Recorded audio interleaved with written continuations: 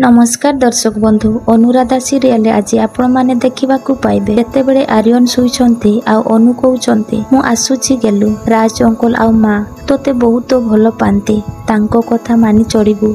जानिछि तू उठिला पोरे मते खोजिबू हेले तू कहूनु गेलु मु एठी केमिति रहिबी आर्यन अंकल आ माँ मझिरे मु केमिति पाचरी हेई ठिया हेबी सारा जीवन तो सहित रहिबी बोली कथा देइथिले हेले भगवान बोधे तो भाग्य ए घर सहित जोड़ी देइछंती मते एठू बाहरी जिबाकू हेबो गेलु एहा परे आर्यन मथारे चुमन देई घरु बाहरी जाउछंती एपटे आनिशा कहउछंती ए सबु कहिकी तू कोन मते डरेबाकू चेष्टा करूछु मना कहउछंती चेष्टा करूनी दीदी बरम डरुछि तापरे आनिशा कहउछंती मते डरे कि तोर किछि भी लाभ होबनी काहेकि ना मु तोर असल चेहरा जानि सारिछि आ मना कहउछंती तू कोन जानिछु दीदी एहा परे आनिशा कहउछंती राज को पाइबा पाए तू जहा सबु करिछु से सबु जाने आ तू भूली जानी जे मु एबे कथा कहि पारुछि मना कहउछंती हेले दीदी कथा कहि पारुथिबा लोकर मुह को केमिति बंद करा जाए मु जानिछि एपटे अनु